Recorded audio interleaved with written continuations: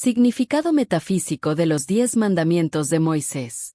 Parece ser que aún no se ha podido comprobar si Moisés era lo que dice la Biblia, o si era realmente el hijo de una princesa egipcia hermana de Ramsés II.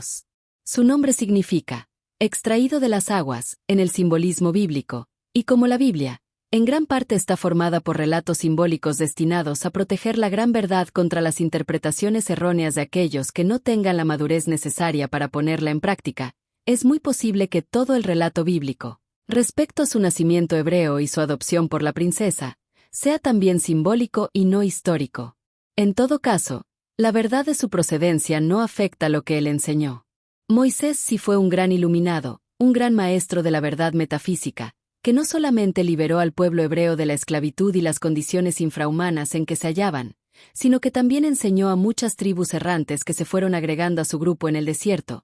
Y por esta razón fue que tantas razas distintas, descendidas de aquellas tribus, adquirieron el culto monoteísta, un solo Dios, conservándolo hasta hoy. Tal abigarramiento de gentes, algunos totalmente primitivos, que no sabían respetar lo ajeno, que mataban a otro porque les molestaba, que dejaban perecer de mengua a los ancianos porque les representaban, cada uno, una boca más, para quienes una mujer no era sino una hembra perteneciente a todos, y otros no tan primitivos, como los judíos que habían vivido esclavos de los egipcios, pero no habían conocido otra cosa que el trabajo de sol a sol, sin tregua ni descanso, y que en la convivencia con los idólatras habían adoptado estas creencias y olvidado el culto de sus antepasados, obligó a Moisés a formular un código de leyes, simple, escueto, al nivel mental de todos, expresadas en lenguaje casi infantil pero con castigos durísimos por cada infracción, y basadas en la amenaza y el terror, ya que esta es la única forma de domar a una bestia salvaje. Moisés había sido educado en el templo de Heliópolis, que era, como quien dice, una universidad.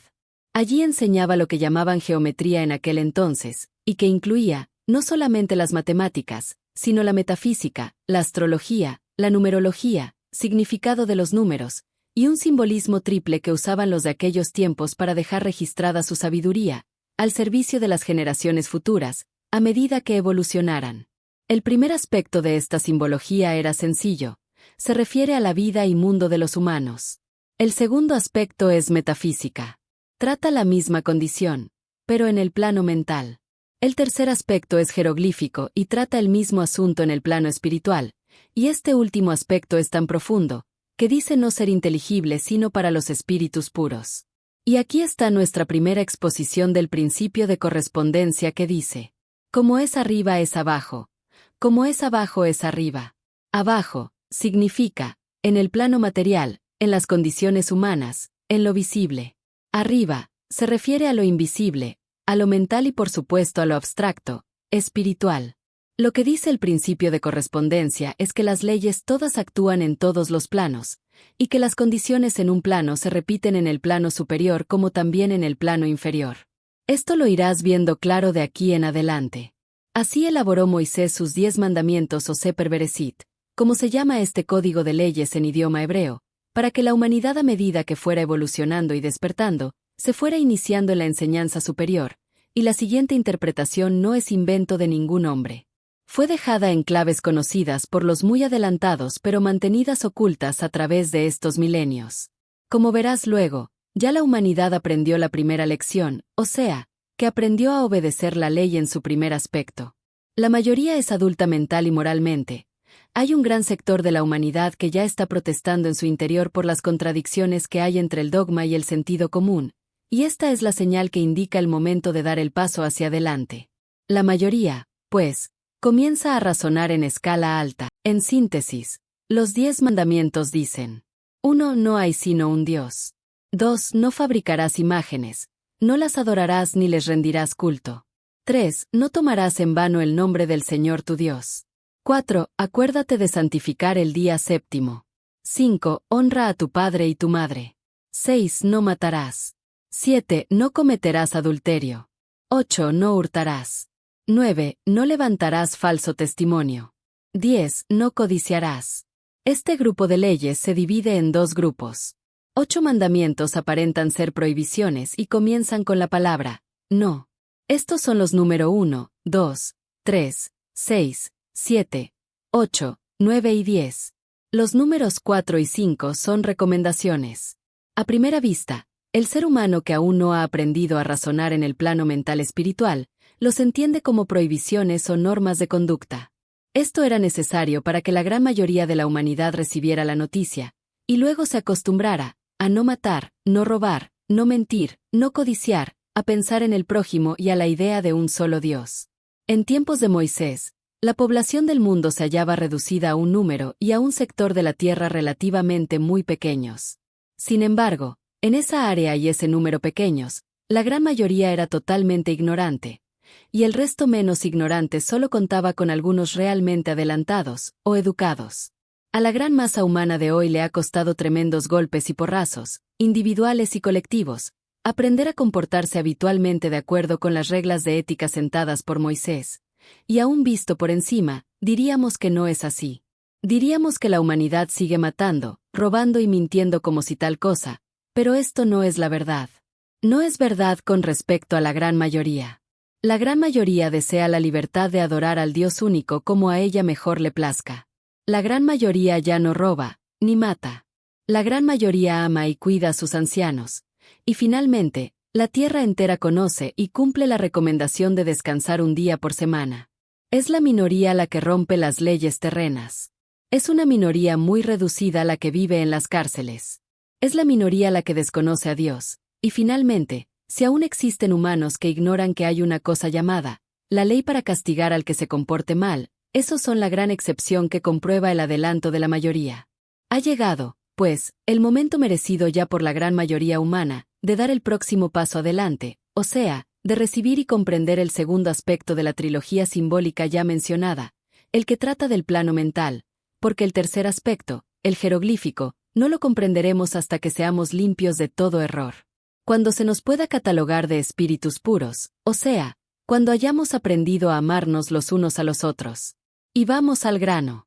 Los 3 primeros mandamientos exponen el principio de mentalismo ya tratado, de manera que no los vamos a desentrañar sino al final, después de exponer lo que encierran los mandamientos números 6, 8, 9 y 10, o sea, no matarás, no robarás, no levantarás falsos testimonios y no codiciarás. Para empezar a poner en claro, el vocablo no tiene la misma intención de aquellos afiches que nos colocan en puntos determinados de las ciudades y que dicen, no tirar basura, no pise el césped. Estos son actos que la ciudadanía puede cometer, pero no debe, y así se lo ordena la autoridad. El no de los mandamientos significa, no puedes por más que lo intentes. Que es inútil y absurdo que sigas creyendo que lo puedes hacer porque no lo lograrás. Mi maestro decía que el no del Pentateuco equivale, en el idioma de hoy, a que alguien dijera, no atravesarás a nado el océano Atlántico. ¿Por qué? Porque ya tú sabes que no lo puedes intentar siquiera. No posees la fuerza. El cuerpo material no tiene voluntad propia. No puede oponerse ni mandar. La vida está en el espíritu, en el alma, en el yo superior. Al abandonar el cuerpo de carne y hueso solo queda la masa inerte, sin la vida. De manera que podrías encajar un puñal en el cuerpo de fulano, podrías echar cianuro en el café de sutano, podrían sus cuerpos dejar de existir en el plano terreno, pero ellos continuarían llenos de vida y conscientes en el plano que le sigue, y lo único que habrías logrado es hacer que la ley del ritmo, al devolverse, te golpee a ti. Morirás por mano de otro o por accidente. Los conocidos dichos, ojo por ojo, diente por diente, de la Biblia y el popular, el que a hierro mata, a hierro muere, no son mitos. Solo que no es Dios quien castiga, como se cree, sino sus leyes. Su principio rige en todos los universos y en todos los planos, tanto para retribuir el bien como para cobrar el mal. No en vano se dice que, el orden es la primera ley del cielo, y Jesús dijo, hasta los cabellos de tu cabeza están contados. Ahora verás mejor lo dicho referente a que ningún mal te puede venir de afuera hacia ti. Nadie puede hacerte un daño si en tu récord no aparece que tú hayas hecho un daño similar a otro. Nadie puede matar tu reputación, ni tu negocio, ni tu felicidad, ni tu hogar ni ninguna otra pertenencia tuya. Ni tú puedes matar nada de eso en otro, ni existen accidentes ni casualidades. Las grandes leyes te protegen. Ya la gran mayoría se siente incapaz de asesinar al prójimo. Ya es mucho. Pero ahora viene el segundo aspecto del mandamiento a decirnos que es inútil intentar dañar a otro o a sus pertenencias por medio de la calumnia, el chisme, la mentira o el truco, y que lo único que se logra con eso es que la ley devuelva idéntico mal al que lo intenta. El boomerang regresa inevitablemente hacia el punto en que fue lanzado. Y ahora con respecto a darle muerte a un insecto o a un animal. El sentido común es la forma en que se expresa la sabiduría divina a través del hombre. Apréndete esta máxima de memoria. Repítela y recuérdala cada vez que te enfrentes a una circunstancia dudosa. Detente ahora y repítela hasta que se te grabe. Somos los hermanos mayores de toda manifestación de vida inferior a la nuestra. La vida es toda una sola expresándose a través de todo lo que ella pueda animar. Los insectos, las aves y los animales son seres humanos en potencia.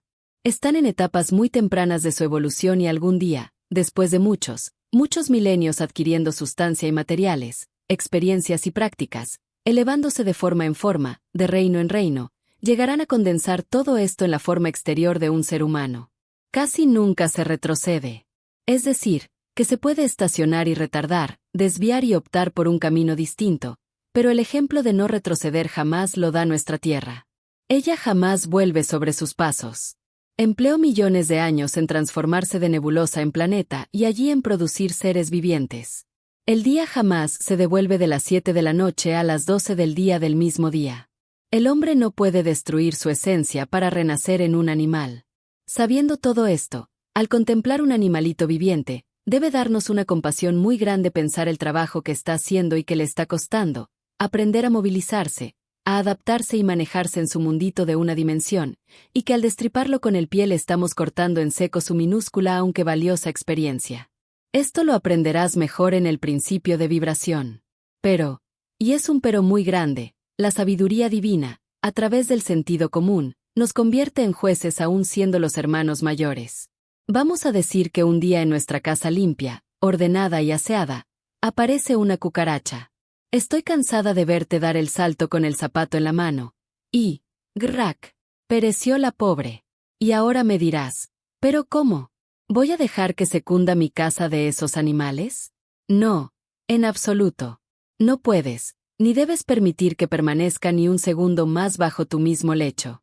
Tú, en tu carácter de hermano mayor, tienes el deber de vigilar, de enseñar, de corregir y de frenar a tus hermanos menores. No puedes permitirles que aumenten indebidamente ni que se introduzcan en donde no pertenecen. Tampoco debes permitir que otro, ni siquiera un animalito irracional, abuse de ti. Si lo permites, haces mal. Pero para eso tienes tú la mente que esos seres no tienen aún, y por eso dijo Moisés en Génesis: hagamos al hombre a nuestra imagen, conforme a nuestra semejanza, y señoree en los peces del mar, en las aves de los cielos, en las bestias, en toda la tierra y en todo animal que se arrastra sobre la tierra. Y creó Dios al hombre a su imagen, a imagen de Dios lo creó. Fíjate que esto último lo dice 3 veces. Cuando la Biblia repite 3 veces significa que la frase tiene idéntico significado en los 3 planos. En otras palabras, que no ha de buscarse la interpretación metafísica o jeroglífica, que ella expresa una verdad eterna y fundamental. Ahora, los animales, o seres irracionales, no tienen un espíritu, digamos, individual. Tienen lo que llamamos espíritu de grupo, o sea, que el gran conjunto de cada especie forma un espíritu, o tal vez no sea sino una partícula de un espíritu. Eso no lo puedo conocer. No he llegado a esas alturas. Lo cierto es que ellos, los seres irracionales, actúan en grupo y por líneas ya determinadas de acción. Por ejemplo, las abejas. Un tipo de abejas obedece al instinto de construir panales de cera. Otro al instinto de atender a la reina y así sucesivamente. Son acciones automáticas. Ellas individualmente no piensan. Piensa por ella el gran conjunto que firma una mente, y las guía por medio del instinto, podríamos decir. Empleando la ley de correspondencia, vemos cómo corresponde esta actuación mecánica de las abejas a una situación similar en el reino humano. En la construcción de un edificio, por ejemplo, hay muchachos cargadores de agua. Hay albañiles que pegan ladrillos. Hay carpinteros que hacen puertas. Hay obreros especializados en molduras, pinturas, adornos. Y todos trabajan casi mecánicamente, cada uno en su línea determinada, todos cumpliendo algo que está en la mente del arquitecto. En el hombre, ¿qué corresponde? Los pies hacen el trabajo automático de caminar. Las manos, de maniobrar, los ojos, de mirar, los oídos de escuchar, etc. Y todo obedece al impulso que envía la mente a través de líneas, que llamamos nervios en el hombre. Sabiendo esto, cuando tú encuentres un insecto fuera de lugar, frena tu primer impulso de aniquilarlo. El espíritu de su grupo está a tu misma altura mental, forma parte de la mente universal, lo contactas al dirigir tu mente hacia él. Simplemente dile: aquí hay una célula tuya que se encuentra fuera de su ambiente. No es armoniosa a mi ambiente. Dios es armonía perfecta. Llévatela. Sentirás una gran emoción al ver que el insecto se detiene inmóvil, como recibiendo la onda, y al minuto corre a desaparecerse. No lo volverás a ver.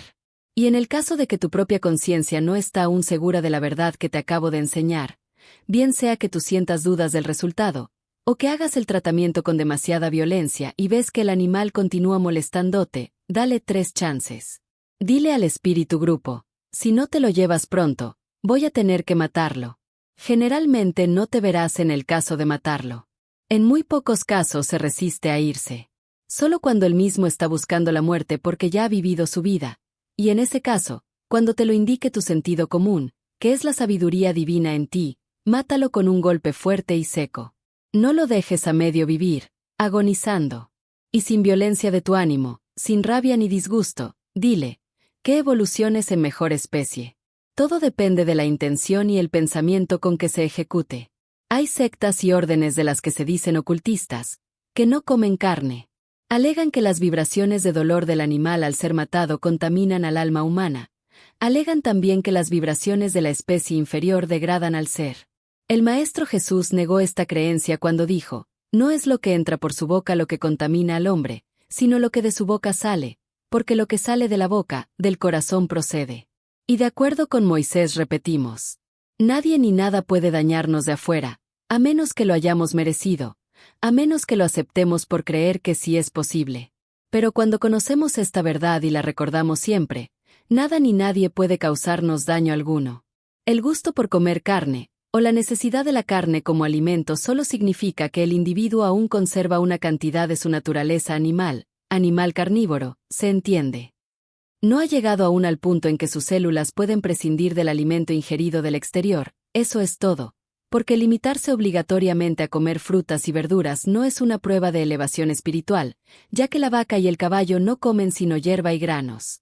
Al no más entrar a estudiar metafísica, comienzan a limpiarse las células del cuerpo por el hecho de que se empieza a vivir en un mundo mental espiritual, y de acuerdo con el principio de correspondencia, como es abajo es arriba, como es arriba es abajo.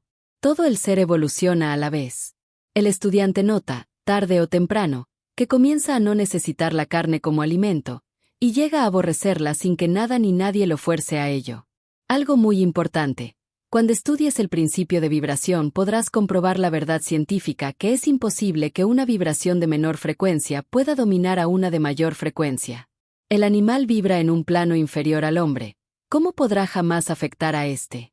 Únicamente bajo una condición: que el hombre esté ignorante del principio de vibración y crea posible el ser afectado por las vibraciones del animal.